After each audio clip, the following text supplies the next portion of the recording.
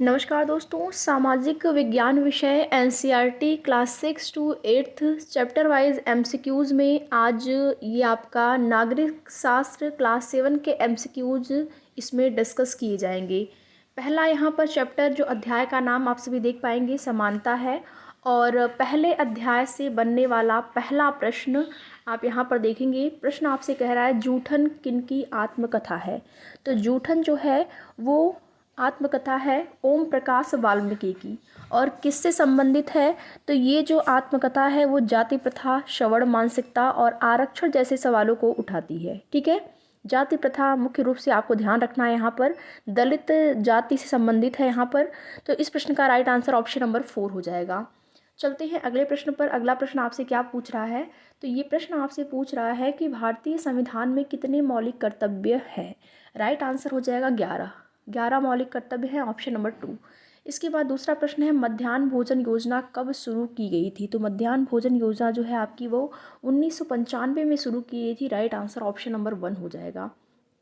अगला प्रश्न प्रश्न नंबर 4 है, और प्रश्न आपसे कह रहा है कि नागरिक अधिकार अधिनियम कब पारित किया गया था। नागरिक अधिकार अधिनियम राइट आंसर हो जाएगा 1955 में। ठीक है, ऑप्शन नंबर 4। अगला प्रश्न है नागरिक अधिकार आंदोलन सर्वप्रथम किस देश में आरंभ हुआ था। तो राइट आंसर हो जाएगा प्रश्न के लिए अमेरिका।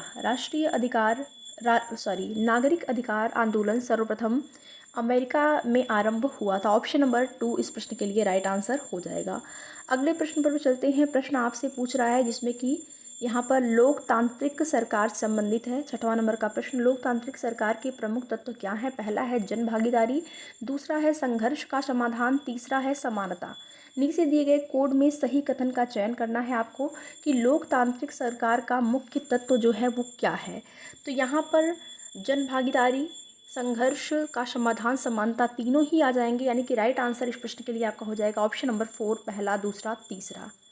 ठीक है, अगले प्रश्न पर चलते हैं। प्रश्न नंबर 7 है, और प्रश्न नंबर जो आपका 7 है वो क्या कह रहा है आप यहाँ पर देखेंगे।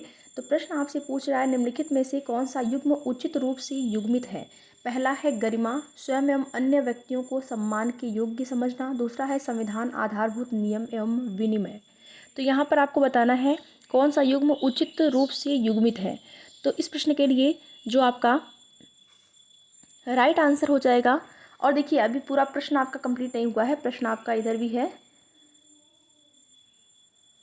2 युग्म आपकी यहाँ हो गए, और तीसरा जो युग्म है आपका, तीसरा वाला युग्म यहाँ पर देखेंगे नागरिक अधिकार आंदोलन अफ्रीका में शुरू हुआ। आपको बताना है नीचे दिए गए कोड में से सही कथन का चयन करें। 2 युग्म आपने देखा, गरिमा, स्वयं एवं अन्य व्यक्तियों को सम्मान के योग्य समझना, संविधान आधारभूत नियम एवं विनिमय। और तीसरा जो आपका युग्म है आपके समक्ष है, तो यहाँ पर सही कथन का चयन करना है। राइट आंसर हो जाएगा पहला और दूसरा। तीसरा जो है आपका गलत है, पहला और दूसरा सही है, तो राइट आंसर हो जाएगा ऑप्शन नंबर 1। चलते हैं अगले चैप्टर पर, और अगला चैप्टर आपका है स्वास्थ्य में सरकार की भूमिका। स्वास्थ्य में सरकार की भूमिका, ये आपके चैप्टर का नाम है। पहला प्रश्न है स्वास्थ्य सेवाओं को कितने भागों में बांटा जा सकता है। राइट आंसर हो जाएगा यहाँ पर ऑप्शन नंबर 2। दूसरा प्रश्न है स्वास्थ्य का अर्थ क्या है। तो स्वास्थ्य का अर्थ जो है वो है, यहाँ पर राइट आंसर हो जाएगा बीमारी और चोटों से मुक्त रहने की हमारी क्षमता। Right answer option number 4। तीसरा प्रश्न यहाँ पर आपसे पूछ रहा है, तीसरा प्रश्न जो है भारत सरकार द्वारा चलाई जाने वाली स्वास्थ्य सेवाओं को क्या कहते हैं। तो सरकार द्वारा जो स्वास्थ्य सेवाएं चलाई जाती हैं उनको कहते हैं सार्वजनिक स्वास्थ्य सेवा। अगला प्रश्न है कोस्टारिका। कोस्टारिका कहाँ का स्वास्थ्य केंद्र है। तो कोस्टारिका जो है वो दक्षिण अमेरिका का स्वास्थ्य केंद्र है। राइट आंसर ऑप्शन नंबर 2 हो जाएगा। अब देखेंगे प्रश्न नंबर आपका 5 है। प्रश्न नंबर 5 आपसे क्या पूछ रहा है। प्रश्न नंबर 5 आपसे पूछ रहा है निम्नलिखित में से कौन उचित रूप से युग्मित है। पहला है चिकित्सा पर्यटन, वे पर्यटक जो विशेष रूप से भारत के विभिन्न राज्यों के अस्पतालों में अपना इलाज कराने आते हैं। दूसरा है ओपीडी, बाहरी रोगी विभाग। तीसरा है जेनेरिक नाम, दवाओं का रासायनिक नाम। नीचे दिए गए कोड में सही कथन का आपको चयन करना है। तो यहाँ पर दूसरा और तीसरा यानी ओपीडी और जेनेरिक नाम ये दोनों सही हैं, जबकि पहला जो है आपका गलत हो जाता है। राइट आंसर हो जाएगा 2 और 3, ऑप्शन नंबर 2। चलते हैं अगले चैप्टर पर। ये आपका चैप्टर नंबर 2 भी समाप्त होता है, और चैप्टर नंबर 3 पर चलते हैं, जिससे कि बनने वाला पहला प्रश्न। पहले आप देख लेंगे चैप्टर का नाम है राज्य शासन कैसे काम करता है, जिसका कि पहला प्रश्न यहाँ पर है विधानसभा के सदस्य को क्या कहते हैं। तो विधानसभा के सदस्य को कहते हैं विधायक। राइट आंसर ऑप्शन नंबर 1 हो जाएगा। इमेज थोड़ी सी ब्लर होगी, उसके लिए सॉरी। मैं आप लोगों को प्रश्न पढ़ के सुना देती हूँ, आपको स्पष्ट हो जाएगा। दूसरा प्रश्न है विधानसभा में बहुमत दल के नेता को क्या कहा जाता है। तो विधानसभा में बहुमत दल का जो नेता होता है उसे मुख्यमंत्री कहा जाता है। राइट आंसर ऑप्शन नंबर 2 हो जाएगा। अगला प्रश्न नंबर 3 है, और प्रश्न नंबर 3 आपसे कह रहा है हिमाचल प्रदेश को कितने निर्वाचन क्षेत्र में बांटा गया है। तो हिमाचल प्रदेश की अगर बात करें तो इसको बांटा गया है 68 निर्वाचन क्षेत्र में। 68 हो जाएगा। Right answer option number 4। अगला प्रश्न है वित्त आयोग से प्राप्त पंचायती राज्य संस्थाओं के लिए सहायता अनुदान किसके द्वारा प्राप्त की जाती है। प्रश्न नंबर 4 राइट आंसर हो जाएगा ग्राम पंचायत, ऑप्शन नंबर 2। अगला प्रश्न है निम्नलिखित में से कौन सा युग्म उचित रूप से युग्मित है। यहाँ पर 3 आपको युग्म दिए गए हैं, आपको बताना है कौन सा उचित रूप से युग्मित है। पहला जो युग्म दिया गया है या पहला जो कथन दिया गया है वो क्या है, निर्वाचन क्षेत्र। निर्वाचन क्षेत्र एक विशेष क्षेत्र जहाँ वहाँ रहने वाले सभी मतदाता अपने प्रतिनिधि चुनते हैं। दूसरा है बहुमत, निर्वाचित प्रतिनिधि जो सत्ता पक्ष के सदस्य नहीं होते हैं। तीसरा है प्रेस कॉन्फ्रेंस, मीडिया से पत्रकारों का जमावड़ा। तो नीचे दिए गए कोड में से सही कथन का आपको चयन करना है, आपको बताना है कौन सा इसमें सही है। तो इस प्रश्न के लिए आपका जो राइट आंसर हो जाएगा वो हो जाएगा पहला और तीसरा जो है युग्म सही है। पहला और तीसरा, ये पहला और तीसरा सही है, दूसरा गलत है। तो पहला और तीसरा जिसमें होगा उसी ऑप्शन को सही कर देंगे, पहला और तीसरा। राइट आंसर ऑप्शन नंबर 3 हो जाएगा। इसके बाद चलते हैं अगले चैप्टर पर। अगला चैप्टर नंबर 4 है, और इससे बनने वाला यहाँ पर पहले देख लेंगे चैप्टर का नाम है लड़के और लड़कियों के रूप में बड़ा होना। जिससे बनने वाला आपका पहला प्रश्न है समाज के लोगों में प्राकृतिक अंतर का सबसे पहला आधार क्या होता है। तो ये होता है आपका लिंग। राइट आंसर ऑप्शन नंबर 2 हो जाएगा। स्त्रीलिंग पुल्लिंग वही होगा। Right answer option number 2। दूसरा प्रश्न है किसने देश में लैंगिक आधार पर भेदभाव खत्म किया। तो ये राइट आंसर हो जाएगा इस प्रश्न का ऑप्शन नंबर 3 संविधान। ठीक है, अगले प्रश्न पर चलते हैं। प्रश्न नंबर 3 आपसे क्या कह रहा है, ये प्रश्न आपसे कह रहा है कि सामोआ द्वीप किस महासागर के दक्षिण में स्थित है। तो राइट आंसर हो जाएगा इस प्रश्न के लिए प्रशांत महासागर, ऑप्शन नंबर 2। चौथा प्रश्न आपसे कह रहा है, यहाँ पर भी युग्म दिए गए हैं, 3 युग्म दिए गए हैं, आपको बताना है कौन सा सही है। तो चौथे प्रश्न में पहला युग्म है पहचान, आत्म जागरूकता की भावना। दूसरा है दोहरा बोझ, महिलाओं की कार्य स्थिति का वर्णन करता शब्द।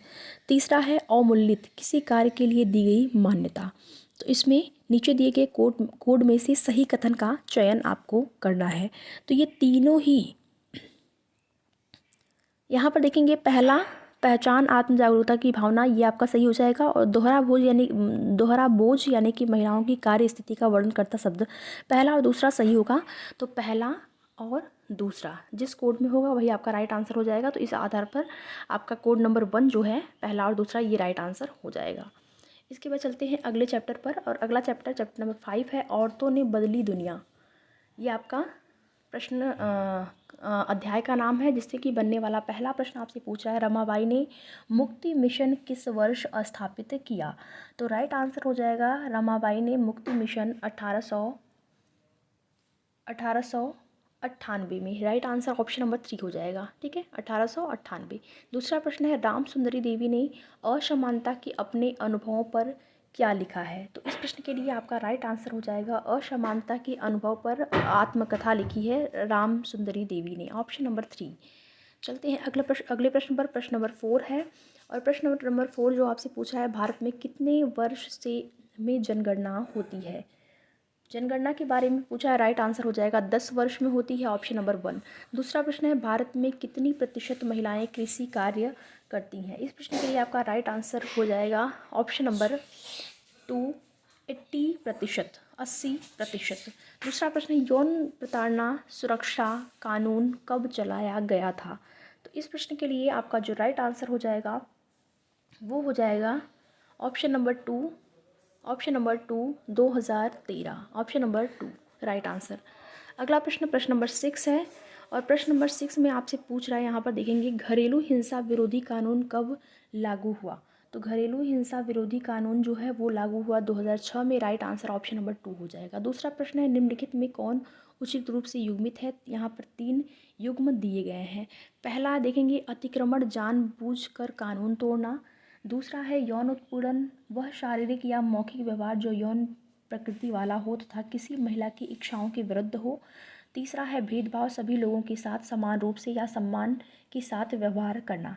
राइट आंसर क्या हो जाएगा इस प्रश्न के लिए? आपका पहला और दूसरा जो है दोनों युग्म सही है। पहला और दूसरा सही है, जबकि तीसरा गलत है। तो राइट आंसर पहला और दूसरा जिस कथन में होगा वही, जिस ऑप्शन में होगा पहला और दूसरा, उसी को आप राइट आंसर कर देंगे, ऑप्शन नंबर 1।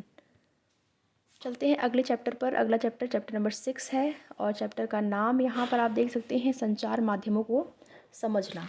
जिससे बनने वाला यहाँ पर आपका जो पहला प्रश्न है, पहला प्रश्न यहाँ पर आप सभी देख पाएंगे। पहला प्रश्न आपसे पूछ रहा है, लहरिया नामक समाचार पत्र किस राज्य से संबंधित है। तो ये लहरिया नामक जो समाचार पत्र है वो आपका उत्तर प्रदेश संबंधित है। राइट आंसर ऑप्शन नंबर 3 हो जाएगा। दूसरा प्रश्न है, भारत ने अपना पहला संचार उपग्रह अंतरिक्ष में कब भेजा। पहला संचार उपग्रह भारत ने अंतरिक्ष में कब भेजा था। तो 1981 में भेजा था। राइट आंसर ऑप्शन नंबर 2 हो जाएगा। प्रश्न नंबर 3 आपसे पूछ रहा है, 1959 में भारत में पहला दूरदर्शन केंद्र कहाँ स्थापित किया गया। भारत में पहला दूरदर्शन केंद्र जो है 1959 में स्थापित किया गया था, लेकिन कहाँ पर किया गया था, आपको स्थान का नाम बताना है। तो यहाँ पर राइट आंसर हो जाएगा दिल्ली में। दूसरा प्रश्न है, प्रिंटिंग प्रेस का आविष्कार किसने किया। प्रिंटिंग प्रेस का आविष्कार किया था गुटेनबर्ग ने। राइट आंसर ऑप्शन नंबर 2 हो जाएगा। प्रश्न नंबर 5 देखते हैं। प्रश्न नंबर 5 में यहाँ पर कौन सही ढंग से युग्मित है। पहला क्या है, प्रश्न नंबर 5 में देखेंगे, पहला है सेंसरशिप, सरकार की वह शक्ति जो मीडिया को प्रकाशन से दूर करती है। दूसरा है जन विरोध, बहुत कम संख्या में लोग एक साथ जुड़ते हैं तथा किसी न किसी मुद्दे पर अपना विरोध जताते हैं। ये 2 युग्म आपका यहाँ पर हो गया। उसके बाद देखते हैं तीसरा युग्म क्या कह रहा है। तो 2 युग्म की अगर बात करें तो इसमें आपका पहला, सेंसरशिप सरकार की वह शक्ति है जो मीडिया को प्रकाशन से दूर रखती है, ये आपका सही ढंग से मैच कर रहा है। यही पूछ रहा है ना प्रश्न में, कौन सही ढंग से युग्मित है। तो पहला जो है आपका वो सही ढंग से मैच कर रहा है, जबकि दूसरा नहीं। ठीक है, पहला आपका सही हो जाएगा, यहाँ पर पहला सही हो जाएगा, दूसरा गलत हो जाएगा। फिर उसके बाद एक और युग्म है, उसको भी देख लेते हैं। प्रकाशन करना व्यापक दर्शकों के लिए समाचार पत्र, पत्रिकाओं एवं पुस्तकों का पढ़ने के लिए मुद्रित करना, ये भी आपका सही हो जाएगा। पहला तीसरा सही हो जाएगा। तो राइट आंसर ऑप्शन नंबर 3 हो जाएगा क्वेश्चन नंबर 5 के लिए। अब चलते हैं अगले चैप्टर पर। अगला चैप्टर क्या कह रहा है, चैप्टर नंबर 7 है, हमारे आसपास के बाजार।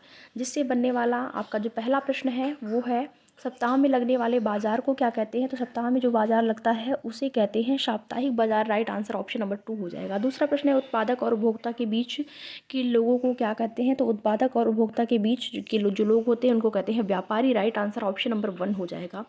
प्रश्न नंबर 3 आपसे पूछ रहा है, यहाँ पर देखेंगे प्रश्न नंबर 3, घर से बाहर कदम रखे बिना ही बाजार में प्रवेश को क्या कहते हैं। तो इस प्रश्न के लिए आपका राइट आंसर हो जाएगा ऑनलाइन शॉपिंग कहते हैं इसको, और वर्तमान समय में प्रचलित है, सभी लोग इसका यूज़ कर रहे हैं ज़्यादा से ज़्यादा।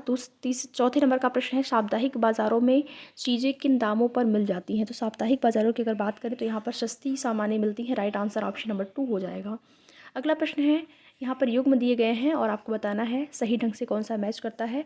पहला है मॉल, एक परिबद्ध क्रय स्थल। दूसरा है थोक, कम मात्रा में क्रय विक्रय।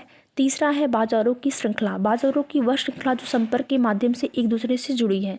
तो तीनों युग्म में आपको बताना है कौन सा युग्म यहाँ पर सही होगा। तो पहला माल एक परिबद्ध क्रम स्थल, ये आपका सही है, जबकि दूसरा जो है थोक, कम सामान नहीं अधिक सामान होता है, तो ये आपका गलत हो जाएगा। पहला और तीसरा सही है। राइट आंसर ऑप्शन नंबर 3 हो जाएगा इस प्रश्न के लिए। चलते हैं अगले चैप्टर पर, और ये आपका क्लास 7 का आपकी राजनीति शास्त्र विषय का लास्ट चैप्टर है। ठीक है, चैप्टर नंबर 8 जो है वो नहीं, अभी एक चैप्टर और है, 9 चैप्टर है यहाँ पर। तो ये चैप्टर जो है उस चैप्टर का नाम है बाजार में एक कमीज।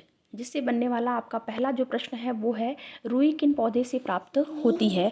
तो इस प्रश्न के लिए आपका जो राइट आंसर हो जाएगा, वो हो जाएगा कपास से प्राप्त होती है, ऑप्शन नंबर 1। दूसरा है पावर लूम क्या है, पावर लूम क्या है, तो ये आपका विद्युत चालित करघा है। राइट आंसर ऑप्शन नंबर 2 हो जाएगा। अगला प्रश्न प्रश्न नंबर 3 है, और प्रश्न नंबर 3 आपसे पूछ रहा है कुर्नूल कहाँ पर स्थित है। तो यहाँ पर इस प्रश्न के लिए राइट आंसर हो जाएगा कुर्नूल आंध्र प्रदेश में स्थित है। दूसरा है इरोड कपड़ा कहाँ पर मिलता है, तो यहाँ पर इस प्रश्न के लिए आपका राइट आंसर जो हो जाएगा वो हो जाएगा इरोड कपड़ा जो है वो तमिलनाडु में मिलता है। अगला प्रश्न प्रश्न नंबर 5 है। प्रश्न नंबर 5 आपसे यहाँ पर पूछ रहा है रुई के गोले से बीज अलग करने की जो विधि होती है वो विधि क्या कहलाती है, तो ओटाई कहलाती है। रुई के गोले से बीज अलग करने की विधि ओटाई कहलाती है। उसके बाद तीसरा प्रश्न, प्रश्न में 3 युग्म दिए गए हैं और देखेंगे क्या कह रहा है। प्रश्न में पहला युग्म है जीनिंग मिल, ऐसा कारखाना जहां कपास के गूलर से बीज निकाले जाते हैं। दूसरा है निर्यातक, वह व्यक्ति जो विदेश में सामान बेचता है। तीसरा है लाभ, वह राशि जो कमाई से सभी लागतों में कटौती के बाद बच जाती है या प्राप्त होती है। तो प्रश्न नंबर 6 के लिए आपका राइट आंसर हो जाएगा, तीनों ही जो युग्म दिए गए हैं सही हैं। तो राइट आंसर यहाँ पर इस प्रश्न का हो जाएगा पहला, दूसरा, तीसरा। ऑप्शन नंबर जो 4 है वो हो जाएगा राइट आंसर। चलते हैं अगले चैप्टर और लास्ट चैप्टर पर, चैप्टर नंबर 9 समानता के लिए संघर्ष। समानता के लिए संघर्ष नामक जो आपका चैप्टर है, इससे बनने वाला पहला MCQs है, भारत का संविधान प्रत्येक नागरिक को किस दृष्टि से देखता है। तो भारत का संविधान जो है वो किस दृष्टि से देखता है, समानता। Right answer option number 1। दूसरा प्रश्न 2011 की जनगणना के अनुसार कितनी प्रतिशत महिलाएं थीं। राइट आंसर हो जाएगा 48.5%। 48.5% राइट आंसर ऑप्शन नंबर 2 हो जाएगा। इसके बाद चलते हैं अगले प्रश्न पर, और अगला प्रश्न आपसे पूछ रहा है, यहाँ पर देखेंगे भारत में मत देने की न्यूनतम आयु कितनी है। तो राइट आंसर हो जाएगा ऑप्शन नंबर 1 18 ईयर। दूसरा चौथे नंबर का प्रश्न है तवा नदी किस पहाड़ियों से निकलती है। राइट आंसर हो जाएगा ऑप्शन नंबर 1 महादेव पहाड़ी। तो आपका क्लास 7 का नागरिक शास्त्र यहाँ पर कंप्लीट होता है। क्लास 8 के NCERT चैप्टर वाइज MCQs से मिलते हैं यहाँ पर अगली वीडियो में। तो वीडियो में लास्ट तक बने रहने के लिए आप लोगों का बहुत बहुत धन्यवाद। उम्मीद करते हैं क्लास आपके लिए यूज़फुल साबित होगी।